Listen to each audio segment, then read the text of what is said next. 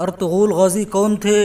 اور آج کل فیس بک، یوٹیوب، گوگل پر ایک اردو ڈرامہ تہلکہ مچائے ہوئے ہے جس نے پشچمی ملکوں میں زلزلہ برپا کر دیا ہے۔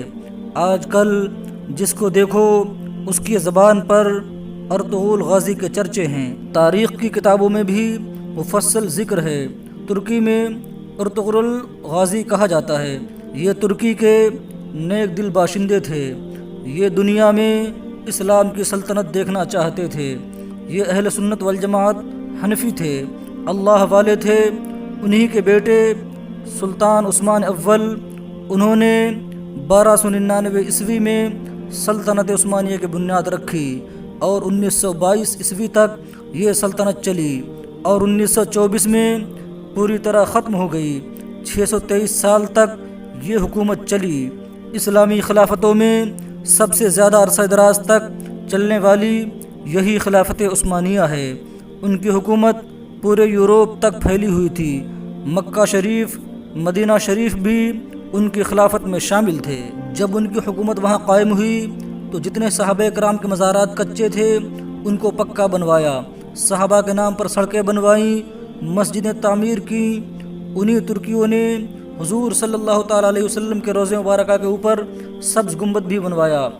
تاریخ نجد و حجاز نام کی جو کتاب ہے اس میں یہ بات آپ کو مل جائے گی کہ مسجد نبوی شریف کی تعمیر کے لیے کتنے ادب و احترام اور کس درجہ کے پارسا لوگ تھے جن سے کام کروایا گیا۔ ہر جگہ اہل سنت والجماعت کا دور تھا، مگر بعد میں انگریزوں کی سازشوں سے نجد کے خطہ سے، جس کو آج ریاض کہا جاتا ہے، آل سعود کا حجاز مقدس پر قبضہ ہوا۔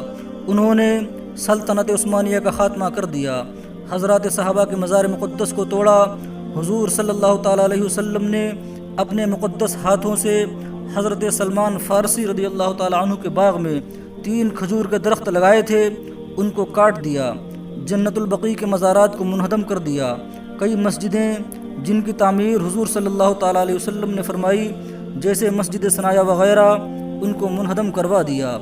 خلفائے راشدین کے نام جو بڑے بڑے دروازوں پر لکھے ہوئے تھے ان کو مٹوا کر اپنے باپ دادا کا نام لکھوایا۔ عیسائیوں اور یہودیوں نے حربہ سے سلطنت عثمانیہ کو ختم کروا دیا۔ اس کے بعد کمال پاشا کی ترکی میں حکومت قائم ہوئی، جس نے مسلمانوں پر بہت ظلم ڈھائے، مسجدوں کو بند کرا دیا، اذان، نماز، قرآن پاک کی تلاوت پر پابندی لگا دی۔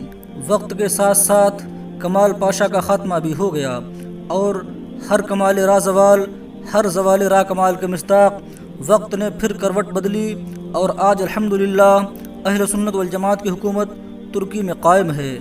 دریلس ارطغرل یہ فقط ایک ڈرامہ نہیں ہے بلکہ یہ ایک سحر ہے جو مسحور کر دیتا ہے۔ یہ ایک طلسم ہے جو جکڑ لیتا ہے۔ یہ مغرب کے ہر قلعے کو پاش پاش کر دینے والا جاباز سپاہی ہے۔ مغرب اس سے کتنا پریشان ہے اس کا اندازہ اس بات سے لگایا جا سکتا ہے کہ نیو یارک ٹائمز میں اسے ترکی کے سافٹ ایٹم بم قرار دیا گیا ہے۔ کہا گیا ہے کہ طیب اردغان اس کے ذریعے مسلمان نوجوانوں کو ورغلا رہا ہے اور انہیں عظیم اسلامی سلطنت کے دلکش خواب دکھا رہا ہے۔ اس کے ذریعے یہ ایک ایسا جذبہ پیدا کیا جا رہا ہے جو عنقریب قیامت خیز طوفان کی صورت میں نمودار ہوگا۔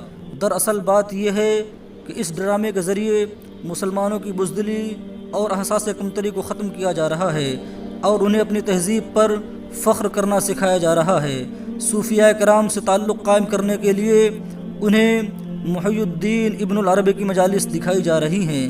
اس وقت یہ ڈرامہ دنیا کے تقریباً 150 ملکوں سے زیادہ کئی زبانوں میں دکھایا جا رہا ہے۔ اب بات کرتے ہیں کہ آخر اس ڈرامے میں کیا دکھایا گیا ہے۔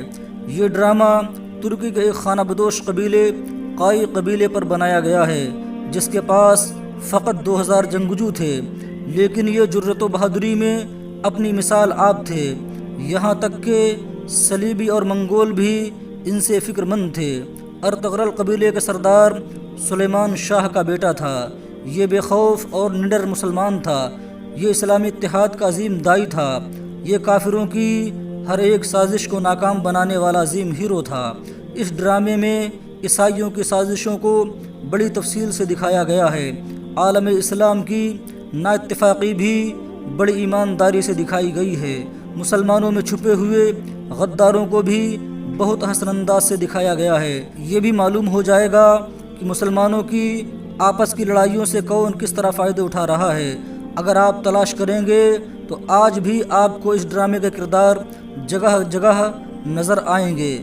اس ڈرامے کے متعلق کیے گئے پروپیگنڈے کے تحت طیب اردغان نے فقط ایک جملہ کہا تھا: جب تک شیر خود اپنی تاریخ نہیں لکھیں گے تب تک شکاری ہی ہیرو بن کر رہیں گے۔ اب سوال یہ ہے کہ یہ ڈرامہ دیکھنا جائز ہے یا نہیں؟ تو آپ کو معلوم ہونا چاہیے کہ علماء کرام کسی بھی فلم یا ڈرامہ کو دیکھنا جائز نہیں فرماتے ہیں۔ اب عمل کرنا آپ کے اوپر ہے۔